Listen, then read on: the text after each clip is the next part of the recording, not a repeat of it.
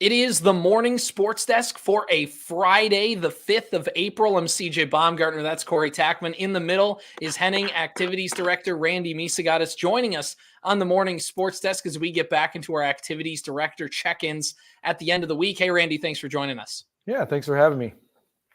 There's probably not a ton of spring stuff to talk about yet. That's okay. We'll get to that conversation. We haven't had a chance to chat after winter sports wrapped their seasons up. When you look back on another winter at Henning, what stands out to you, Randy? Well, the crazy part is the first thing is we didn't have a lot of weather postponements or really any this winter, which was crazy. And we actually waited till after the winter season was done before we got our first snow days. So, we didn't have to deal with any of that, which was nice. But overall, it was a good winter here. We, our wrestling team, again, Otter Tail Central Wrestling is Henning, Battle Lake, and Underwood. And they're a young team, and they struggled a little bit in terms of the wins and losses. But Ben Natty is just kind of getting going as the new coach, and he's a former state champion for OTC. So he's doing things the right way. And it just is kind of a process to work through. And obviously there's some really good teams in the area too. So, try not to get caught up there in the wins and losses, but they're doing some good things. And then on the basketball side, we had another good winter for boys and girls. Our girls ended up getting beat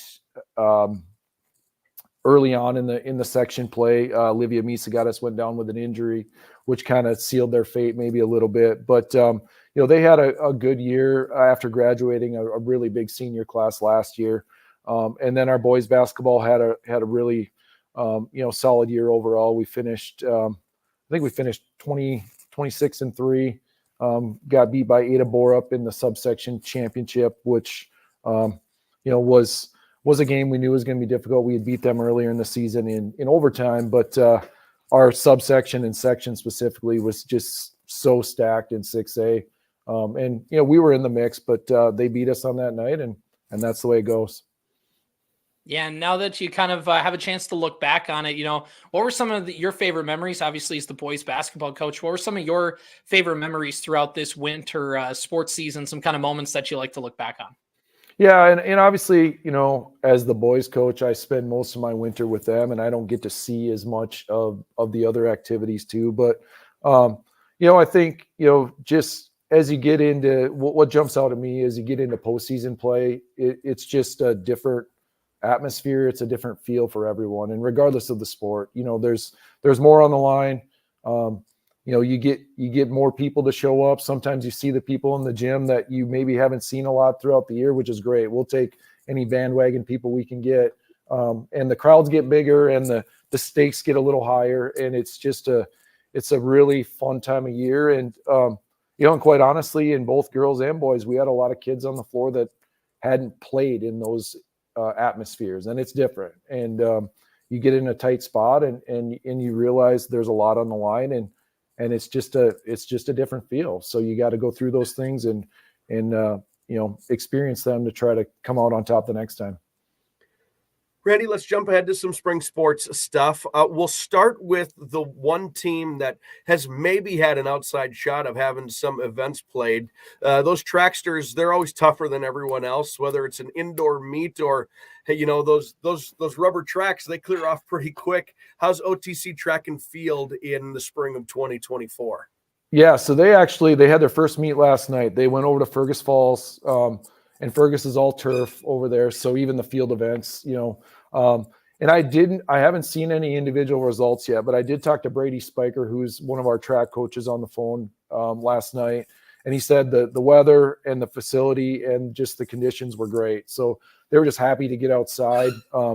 Ironically, it probably 3 weeks ago, they had practiced outside for a handful of days, and then they were back in the gym for a couple more weeks. So just to get back out was good. Our track program, Otter Tail Central, is again Battle Lake, Henning, Underwood, and they're led by Brian Hovland, who's the AD over at Underwood, but he's also the girls basketball coach over there, and then Brady Spiker, who is the head cross country coach for OTC, and then does a good job leading our track program too. So they get a lot of kids out, and it's just nice to get outside and get an event in. Now let's move over to baseball. How do things look on the diamond for OTC this year? Yeah, baseball team. We were supposed to play Tuesday was our first scheduled game, and then we were hoping to play Parker's Prairie today, but the conditions at either field didn't allow for that. So we haven't played yet. They've been outside. Even last night they practiced outside, but they really had to stay in the outfield because the infield was a little too sloppy yet. So we're hoping Monday. Next week we have a full slate. They're supposed to with rescheduled and such. They're supposed to go Monday, Tuesday, Thursday, Friday next week, all single games. But they're looking forward to it. I've been involved with the baseball program quite a bit. Last year they won the conference or were co-champs in the conference with New York Mills, who's always phenomenal at baseball. But that was only the second time in the 30 plus years of OTC baseball that they've won a conference. So that was exciting. And we graduated 4 seniors, but the nice part is we have our top 3 pitchers back. So when you got arms, you've got a chance. They've got some holes to fill, but we feel like they've got a good chance to compete.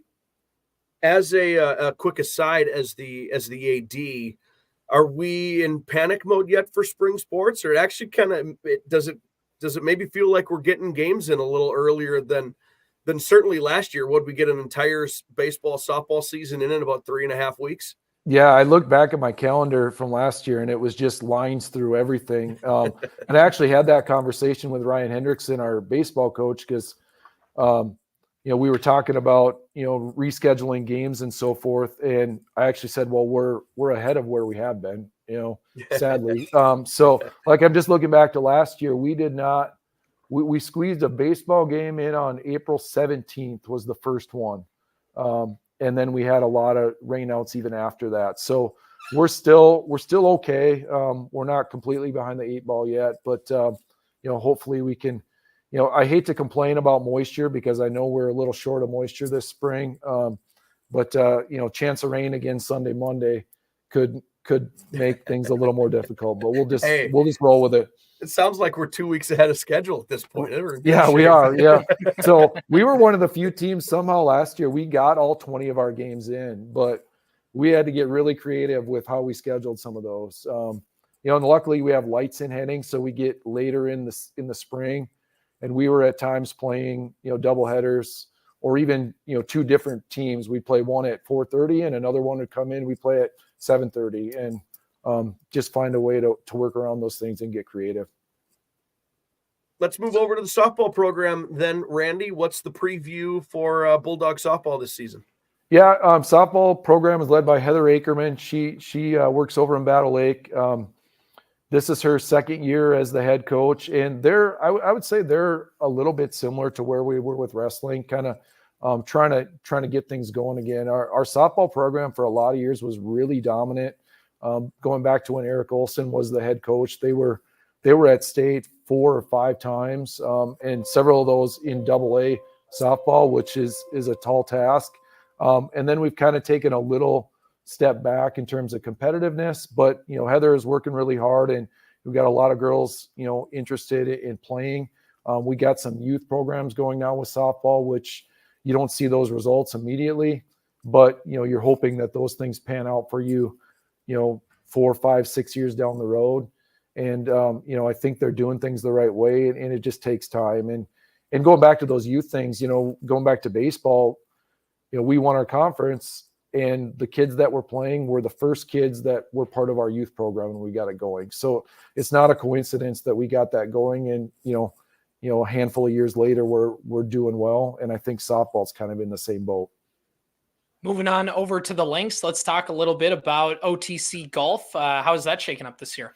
Yeah, the golfers. So OTC golf is just Henning, Battle Lake. So it's sometimes hard to keep track of, who's who and what schools are involved in these co-ops. But Mike Heppola leads our golf program.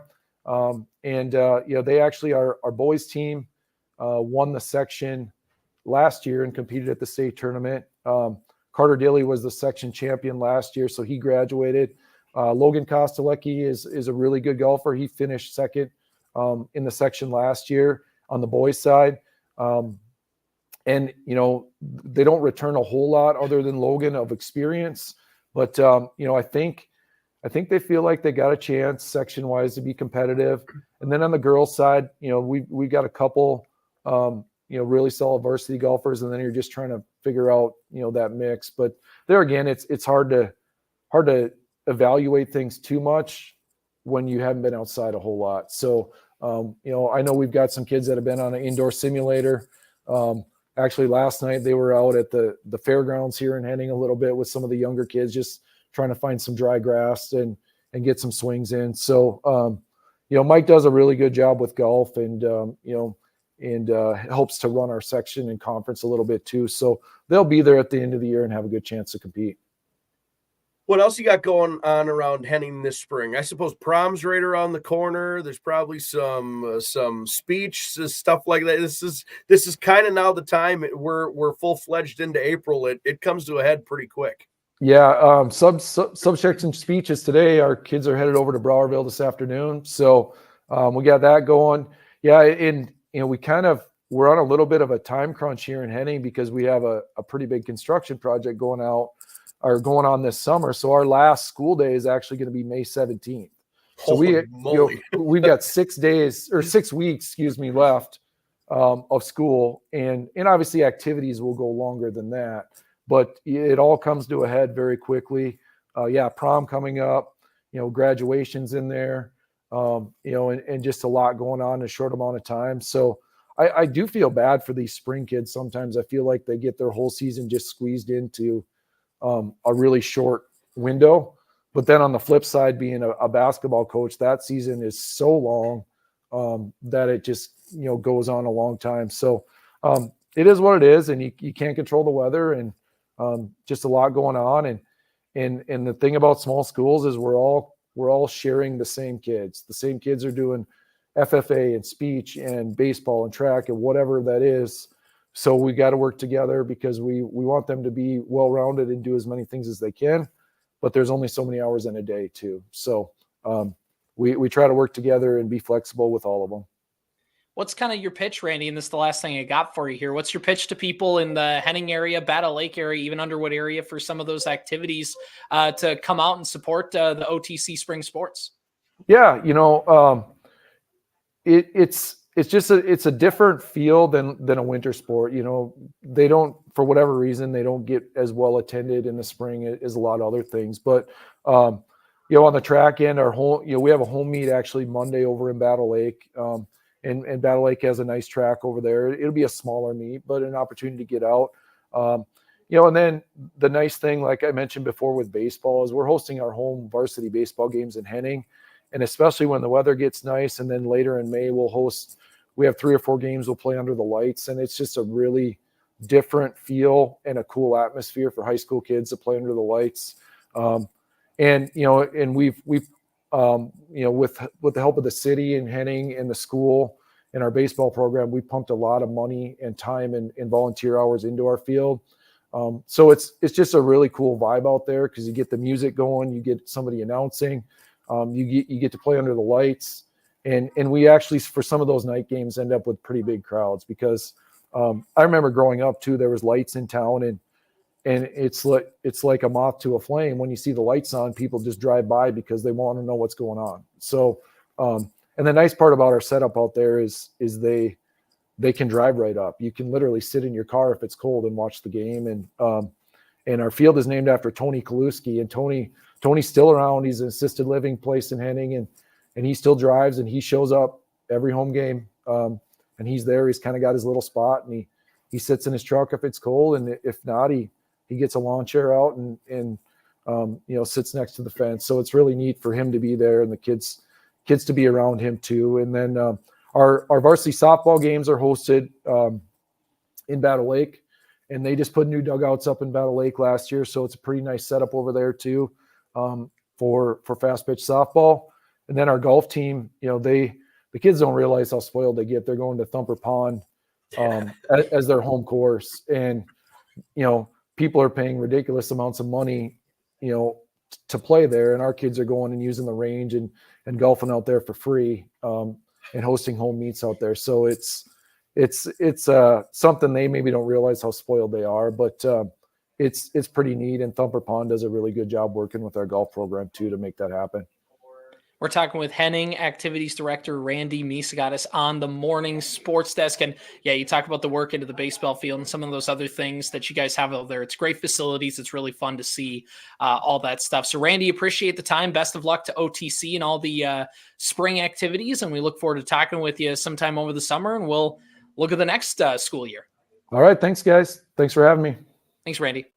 Would like to once again thank Randy Misegades for joining us on the morning sports desk. It's really fun, Corey, to get to talk with these activities directors. And I know we kind of with state tournament coverage and just a couple other things back and forth. Good to get that going again. So it was really fascinating. Anything that stood out to you in that interview? Well, I consider myself a baseball guy. And a little secret about me is that every town that I've ever lived in or moved to, or I've had even just a moderate amount of time to just kill before whatever I have going on, I am the kind of guy who goes to find the baseball field and judges a community on their baseball field. And Henning has made a ton of improvements at that ballpark. It's such a really, it's a really, they've really turned it into a nice facility, and you know, aesthetically it looks very good, and they've done a lot, I know, to improve just the playing surface as well, that's just a constant battle at every field everywhere. But you know, it was cool to hear him bring that up and talk about Tony and the field named after him. And how cool is that like he's got something named after him and he gets to see it. Right. Yeah, that's like the dream, isn't it? To be like a sports guy and to have a field or a court or whatever in your name, in your honor, and then you get to see it whenever you want. I think that's awesome. It's awesome. And yeah, as I never actually in high school got to play on the Henning field for whatever reason. When I was in JV, we played in Battle Lake. When I got up to varsity, that was just the year that we ended up playing in Battle Lake. And Battle Lake's got a nice field too, don't get me wrong. But that Henning, I wanted to play on that Henning field because they have the lights and it's in their fairgrounds. So it's kind of off the side. It's got its own atmosphere, which is really fun too. So, and obviously like Randy was talking about getting to play, the golfers getting to practice at Thumper every day. I mean, are you kidding me? That's if that's not enticing to a high school kid who wants to be in golf, I don't know. You just probably just don't want to pick up the clubs. It's actually probably not fair. It's you have no idea what you might potentially be in store for the rest of your golfing career. You go to every other course and you're like especially when you go to college, you go to another course way out there and you go, oh man. I mean, there's good courses around here. There's beautiful courses everywhere. That's why you get out, you go to college, you get out of here, and then you go, oh. And then you come back home and you see all these places and you're like, oh, and Thumper Pond, obviously one of those ones. So it's a great setup that they have. So good for them. Anyway, let's wrap up our discussion today. We're going to keep it in the high school sports realm. We're going to talk a little bit about Verndale and Staples-Motley. They're combined for golf, and obviously they had some good golf last season, had some state tournament appearances, and it looks like, Corey, they're continuing to get that recognition. Not just state tournament appearances, but a state champion golfer in Carter White, the state champ a year ago. And some new rankings were put out, CJ. They ranked all the top golfers in the state for the boys and the girls. And I actually saw the post, and I was like, Carter White ranked 10th. And I go, what the heck does that guy have to do? He's a state champion. And then I looked at the list. It's a comprehensive list of every golfer in the state. It's not broken down by class. So, yeah, Carter is ranked 10th in the entire state in boys golf. Mallory Uzelman, they're cousins, by the way, if you didn't know. Mallory's going to play golf at Southwest Minnesota State, play collegiate golf. She got a 41st ranking in the entire state, which is, I mean, it's pretty incredible. It's pretty incredible and high honors for them and what they've done. And I'm sure, because I suck at golf and I'm chomping at the bit to be able to get out on a regular basis. I can't imagine what it would be like to actually be good at that stupid sport and wanting to play. I'm so jealous of them that they get to play on the nice courses like we talked about with Randy, just for free and then it's fun. Like they probably have fun doing it because they're good. I'm so jealous of that. Right, exactly. She's going to get to Southwest and she's going to look around Marshall and be like, oh, these courses aren't quite the same. And yeah, exactly. There's got to be a par 5 in Marshall that points straight west, and it's a short par 5. It's probably only like 458 yards, but it's straight into the gale force winds that have been ripping off the Rocky Mountains for the last 800 miles. Mm-hmm. And that's just going to be the most intimidating golf hole of all time. I've never golfed in that part of the state, but I know that there's definitely a hole that points directly into the wind because there's nothing else going on out there. Like, oh, great. This is, if I look at that hole, I'd be like, well, I'm going to triple this one because I'm going to slice it into the wind and have to play it out of that guy's field.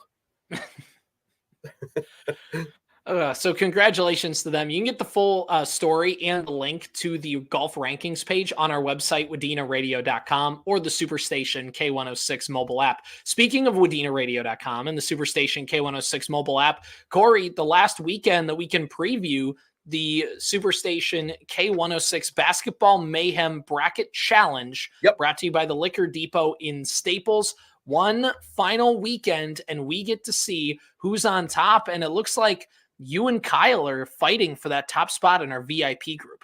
Well, I think I haven't looked closely at Kyle's bracket. I now officially like my chances to at least win the radio group. Even though I don't have a champion. I believe I lost my champion. But if Purdue can get a win tomorrow and make it to the championship, I think we should be in good shape. But again, I don't know. Maybe Kyle picked Purdue. I haven't looked that closely. More importantly is that there's another Corey on top of the overall leaderboard. Mm-hmm. And unless there's two Corey Wilsons, he's in first and second place, the big jerk. Are you kidding? He is so far out in front.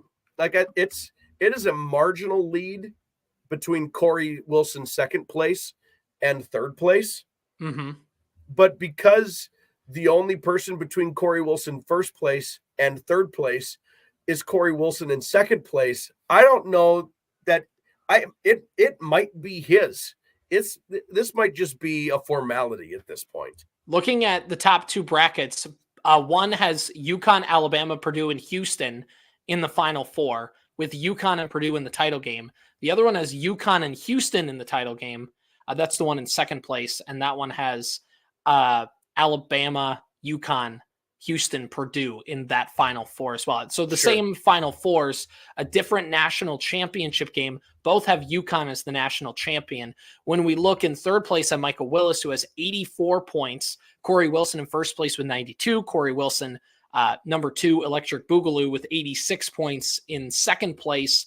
Looking at the other bracket here, Corey, for Michael Willis, is he has UConn, St. Mary's, Wisconsin, and Purdue. And he's got Purdue winning it all. So he can get some points with Purdue, but seeing as how Corey Wilson has Purdue in the national championship game as well, it might be already decided, but things can get weird in the Final Four. So I'm trying to remember, because I have to go through. Let me guess here. I'm going to try to guess on a bracket. I remember there being one bracket that potentially still had a shot in this whole thing. Yes. Okay. Yes, there is one bracket I think that is still in the mix in all of this. Okay. And that is from Brandon Fa in sixth place. Brandon Fay, forgive me. 78 points. Now, that is a fairly wide margin behind Corey Wilson's 92 to lead the way.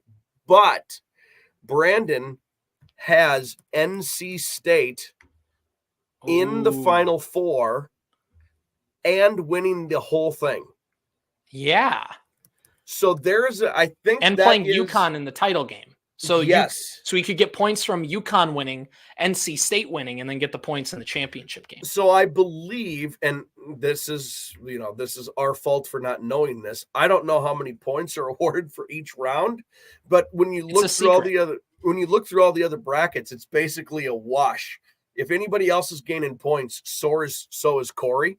So you're just not going to do anything. NC State is kind of the only outlier here that remains, and Brandon has NC State winning the whole thing, which means we're going to have to keep an eye on that one. That's going to be the one to watch. There's a lot to talk about. Actually, I lied. We'll have one more preview on Monday because the national championship game is on Monday. So Final Four games are on Saturday and the national championship game on Monday. Here we go with the bracket challenge. You can look at the full standings and you can look at all the brackets. You can make fun of my bracket. Go ahead. Everybody else already has. Boo, you suck. Boo. Well, it's true, but you don't have to say it, you know? On the Superstation K106 mobile app and at WadenaRadio.com. This has been the Morning Sports Desk.